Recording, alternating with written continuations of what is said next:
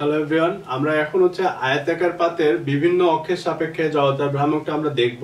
তো তোমার একটু আয়তাকার পাত সম্পর্কে একটু ধারণা থাকতে হবে। তো সেটা হচ্ছে, ধরো এটা হচ্ছে একটা আয়তাকার পাত। হ্যাঁ, এই যে মানে একটা দৈর্ঘ্য আছে, একটা প্রস্থ আছে। হ্যাঁ, তো এখন আয়তাকার পাতে একটা জিনিস কিভাবে ঘুরতে পারে, হ্যাঁ, তাহলে সেভাবে ঘুরলে তাহলে তার জড়তার ভ্রামকটা কি হবে। হ্যাঁ, এই জিনিসটা একটু তোমার মাথায় থাকতে হবে। তো জিনিসটা কি, আমরা একটু সিম্পল চিন্তা করি যে ধরি তার এই দৈর্ঘ্যের সাপেক্ষে, মানে দৈর্ঘ্যের মধ্যবিন্দুগামী একটা অক্ষের সাপেক্ষে সে ঘুরতেছে। ঠিক আছে, মানে তার যে অক্ষটা, সেই অক্ষটা হচ্ছে তার প্রস্থের সমান্তরাল। ঠিক আছে, যে এইভাবে করে রোটেট করতেছে, এইভাবে করে রিভলভ করতেছে আর কি। হ্যাঁ, তাহলে কিন্তু দেখো বেসিক্যালি জিনিসটা কিন্তু ওই তোমার টাইপ অফ দণ্ডের মতোই হয়ে যাচ্ছে। হ্যাঁ, এখানে একটু তফাৎ আছে। তফাৎটা হচ্ছে কি, যে তোমার দণ্ডটা ছিল হচ্ছে একটা অন ডাইমেনশনাল অবজেক্ট। মানে অন ডাইমেনশনাল অবজেক্ট বলতে আসলে কি বোঝায়, যে তোমার তার শুধু দৈর্ঘ্য আছে। হ্যাঁ, যে একটা দণ্ডের দৈর্ঘ্য দিয়েই আমরা পুরো একটা দণ্ডকে ডিফাইন করতে পারি। কিন্তু এই যে যে তোমার যে পাতটা, এই পাতের তুমি কিন্তু শুধু দৈর্ঘ্য দিয়েই কিন্তু তাকে কিন্তু ডিফাইন করতে পারতেছো না, মানে তার পরিমাপটা বলতে পারতেছো না। হ্যাঁ, তার কি বলা লাগতেছে, দেখো দৈর্ঘ্য কত সেটাও তোমার জানা লাগতেছে, প্রস্থ কত সেটাও তোমার জানা লাগতেছে। তো ফার্স্টে আমরা একটু দেখি, দেখো যে এটা হচ্ছে তোমার সেই দণ্ডটা, আয়তাকার পাতটা ধরো ছিল এই যে এই জিনিসটা হচ্ছে তোমার ধরো সেই আয়তাকার পাতটা ছিল। তো এখন এই আয়তাকার পাতের প্রস্থের সমান্তরালে, হ্যাঁ প্রস্থের সমান্তরালে একটা তোমার লম্ব অক্ষ আছে। প্রস্থের সমান্তরালে একটা লম্ব অক্ষ, ধরো এটা হচ্ছে তোমার সেই লম্ব অক্ষটা আর কি। হ্যাঁ, দৈর্ঘ্যের মধ্যবিন্দু দিয়ে যাচ্ছে। তো আয়তাকার পাতটা যে এইভাবে করে রিভলভ করতেছে। বুঝা গেছে? তো এখন এখানে জাস্ট তফাৎটা কি, আমরা আগে দেখা হয় কিন্তু একক দৈর্ঘ্যে ভর বের করছিলাম। হ্যাঁ, তো এখানে কিন্তু একক দৈর্ঘ্যে ভর বের করা যাবে না, যেহেতু তোমার টু ডাইমেনশনাল অবজেক্ট, মানে দুইটা মাত্রা তার। তো আমরা এখানে হচ্ছে তার একক ক্ষেত্রফলে হচ্ছে আমরা তার যে ভরটা সেটা বের করব আর কি। এর মানে কি, ধরো আমরা এই অক্ষ থেকে একটা নির্দিষ্ট ডিসটেন্সে মানে x দূরত্ব, অক্ষ থেকে x দূরত্বে ছোট একটা পোরশন আমরা চিন্তা করতেছি আর কি, খুব ছোট একটা পোরশন আমরা চিন্তা করতেছি। বুঝা গেছে?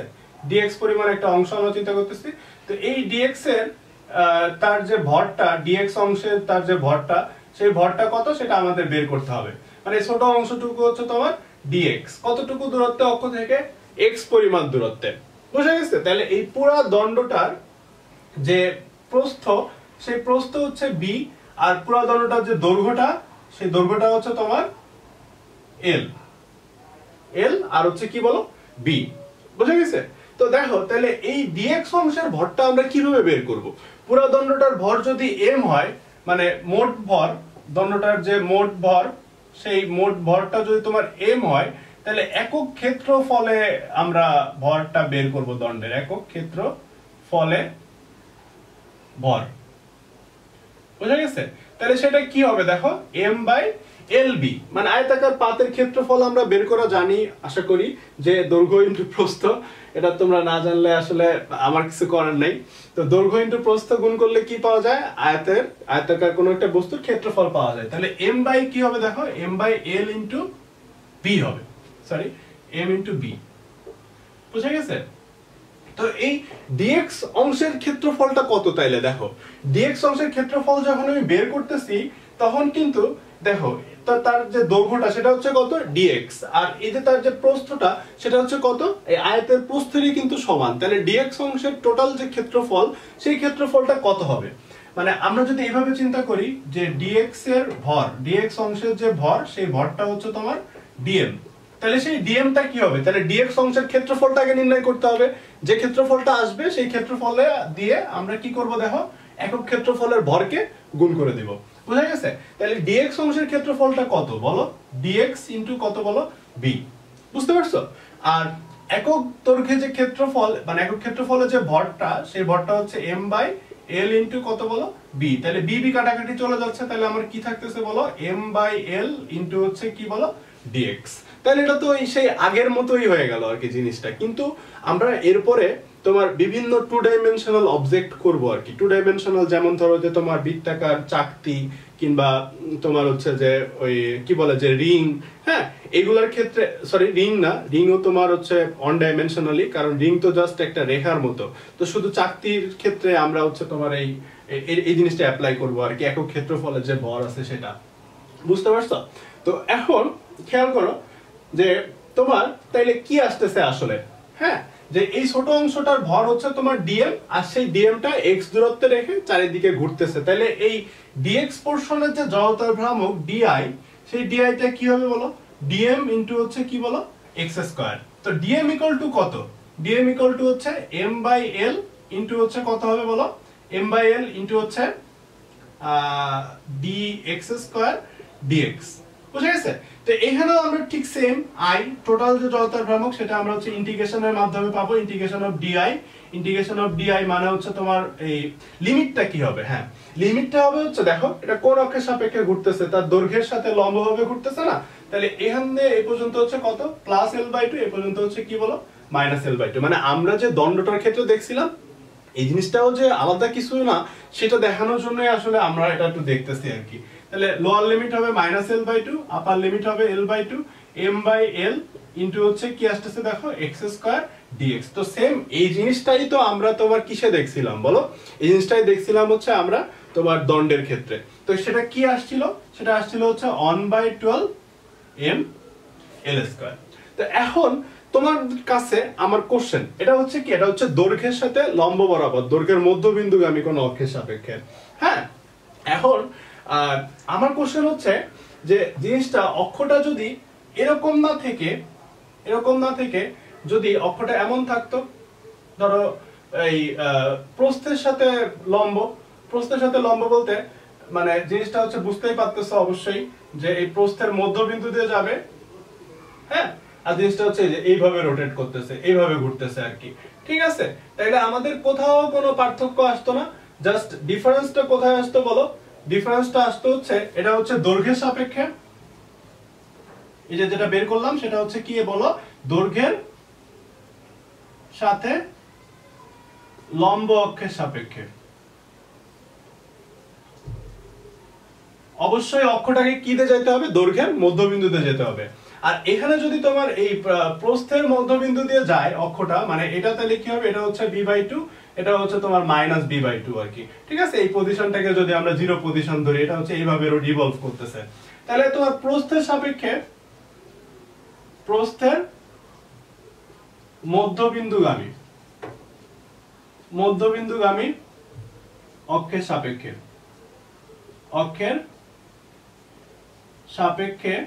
মধ্যবিন্দুগামী লম্ব অক্ষের সাপেক্ষে জড়তার ভ্রামক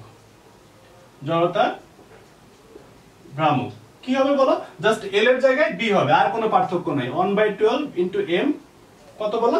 বি স্কয়ার। বুঝা গেছে? তো এখন আমরা হচ্ছে লম্ব অক্ষ উপপাদ্য দেখবো। একটা জিনিস আছে তোমাদের বইয়ে, লম্ব অক্ষ উপপাদ্য। আমরা অনেকেই সেটা স্কিপ করে চলে আসি, কিন্তু জিনিসটা অনেক ইন্টারেস্টিং আর কি। আমরা এই জিনিসটা দেখলে বুঝতে পারবো। হ্যাঁ, ধরো যে আমরা তো কিছুক্ষণ আগে দেখতেছিলাম যে আমরা দুইটা জিনিস দেখছি। একটা দেখছি হচ্ছে তার এই যে এই মানে তোমার দৈর্ঘ্যের মধ্যবিন্দুগামী কোন অক্ষের সাপেক্ষে জিনিসটা ঘুরতেছিল, এই যে এইভাবে করে ঘুরতেছিল, রিভলভ করতেছিল। আর একটা দেখছি হচ্ছে তার প্রস্থের মধ্যবিন্দুগামী কোন অক্ষের সাপেক্ষে জিনিসটা রিভলভ করতেছিল। হ্যাঁ, এখন জিনিসটা আমরা দেখবো হচ্ছে এখন হচ্ছে তোমার এই পাতটা এখন এই যে এইভাবে আছে, তল বরাবর আছে। হ্যাঁ, মানে জিনিসটা যদি আরো একটু ক্লিয়ার করে বোঝানো হয়, মানে অক্ষটা হচ্ছে এটা, এই যে এটা হচ্ছে তার এই পৃষ্ঠের লম্ব অক্ষের সাপেক্ষে জিনিসটা ঘুরতেছে আর কি। ঠিক আছে? আয়তাকার পাতটা পৃষ্ঠ যেটা, এই যে এটা হচ্ছে পৃষ্ঠ, এই পৃষ্ঠের সাথে লম্ব একটা অক্ষ আছে, সেই অক্ষের সাপেক্ষে জিনিসটা রিভলভ করতেছে। এটা আমরা বের করতে চাই আর কি। হ্যাঁ, তো জিনিসটা কিভাবে বের করব দেখো, আমরা সবকিছু মুছে দিই, জাস্ট এই দুইটা জিনিস একটু থাক, যে দৈর্ঘ্যের সাথে লম্ব অক্ষের সাপেক্ষে জড়তার ভ্রামক, আর হচ্ছে প্রস্থের সাথে মধ্যবিন্দুগামী কোন অক্ষের সাপেক্ষে জড়তার ভ্রামক। বুঝা গেছে? তো এই জিনিসটা দেখো যে এটা হচ্ছে তোমার সেই ধরো সে আয়তাকার পাতটা ছিল। হ্যাঁ, যে আয়তাকার পাতটা সেটা হচ্ছে এমন কিছু একটা ছিল, ধরে নাও যে এই এরকম কিছু একটা। তো এখন হচ্ছে আমরা এই দেখো আমরা কিন্তু কি বের করছি বলো? এই অক্ষের সাপেক্ষে জড়তার ভ্রামক বের করছি, আবার কি বের করছি আমরা? এই অক্ষের সাপেক্ষে জড়তার ভ্রামক বের করছি। এখন হচ্ছে আমরা বের করব হচ্ছে এই ঠিক ভরকেন্দ্রের মধ্যবিন্দুগামী লম্ব অক্ষের সাপেক্ষে, মানে এই অক্ষের সাপেক্ষে জড়তার ভ্রামক বের করব। ক্লিয়ার? তো জিনিসটা হচ্ছে খুব সিম্পল। লম্ব অক্ষ উপপাদ্য বলতে যে জিনিসটা ছিল আসলে লম্ব অক্ষ উপপাদ্য। লম্ব অক্ষ উপপাদ্যটা ছিল হচ্ছে যে তোমার একটা বস্তু যদি তিনটা অক্ষের সাপেক্ষে ঘুরতে পারে, আমরা নরমালি তিনটা অ্যাক্সিস মানে খালি চোখে আমরা 3 ডাইমেনশনাল দেখতে পারি আর কি। হ্যাঁ, তো তোমার ধরো যে তার একটা দৈর্ঘ্য, প্রস্থ আর কি আছে বলো, উচ্চতা আছে। তো দেখো এই যে এটাকে যদি আমরা x অক্ষ চিন্তা করি, x অক্ষের সাপেক্ষে তার যে জড়তার ভ্রামক সেটাকে যদি আমরা ix চিন্তা করি, y অক্ষের সাপেক্ষে এই যে অক্ষটা ছিল এটার সাথে যেটা ছিল সেটাকে যদি আমরা iy চিন্তা করি, তাহলে এখন আমার যে অক্ষটা মানে এই যে পাতের সাথে লম্ব বরাবর সেই অক্ষটাকে আমরা কি চিন্তা করতে পারবো বলো, iz। বুঝে গেছে? তো লম্ব অক্ষ উপপাদ্য ছিল হচ্ছে iz equal to ix plus iy কিংবা iy equal to হচ্ছে ix plus iz। ঠিক আছে? মানে যে কোনো একটা অক্ষের সাপেক্ষে জড়তার ভ্রামক বাকি যে দুটো অক্ষ আছে সেই দুটো অক্ষের জড়তার ভ্রামকের যোগফলের সমান। বুঝতে পারছো?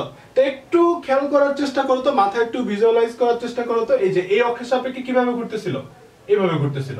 এই অক্ষের সাপেক্ষে কিভাবে ঘুরতেছিল, এইভাবে ঘুরতেছিল। এখন কিভাবে ঘুরতেছে, এইভাবে ঘুরতেছে। তো এখন হচ্ছে আমাদের এই অক্ষটার সাপেক্ষে জড়তার ভ্রামক বের করতে হবে। তো এই ix যখন, তখন জিনিসটা কি দেখো, এই যে যেটা এটা কি, তার প্রস্থ b, এটা যেটা কি ছিল, তার দৈর্ঘ্য। হ্যাঁ, দৈর্ঘ্যটা কত ছিল বলো, দৈর্ঘ্যটা ছিল হচ্ছে l। তাহলে l এর মধ্যবিন্দুগামী কোন অক্ষের সাপেক্ষে যখন ঘুরতেছিল তখন আমরা কি পাইছিলাম দেখো, 1/12 ml²। আর তাহলে এই 1/12 ml² কে আমরা এখন কি বলতে পারি, iy। আর এই 1/12 mb² কে আমরা কি বলতে পারি বলো, ix। তাহলে আমাদের বের করতে হবে কি, iz। তাহলে আমাদের কি আসছে দেখো, 1/12 ml² প্লাস 1/12 mb²। তো আমরা যদি 1/12 যদি আমরা কমন নেই, 1/12 যদি আমরা কমন নেই তাহলে কি আসছে, 1/12 ইনটু m যদি কমন নেই তাহলে আসছে হচ্ছে l² প্লাস b²। এটাই হচ্ছে বেসিক্যালি তোমার আয়তাকার পাতের জড়তার ভ্রামক। বোঝা গেছে? তো আমরা এরপরে হচ্ছে জাস্ট একটা ত্রিভুজাকার কোন একটা পাতের ত্রিভুজের বেস বরাবর মানে ভূমি বরাবর কোন একটা অক্ষের সাপেক্ষে ত্রিভুজটা ঘুরতেছে সেরকম একটা জিনিসের জড়তার ভ্রামক বের করে দেখবো। সে পর্যন্ত তোমরা ভালো থাকো, সুস্থ থাকো, সাবধান থাকো। আল্লাহ হাফেজ।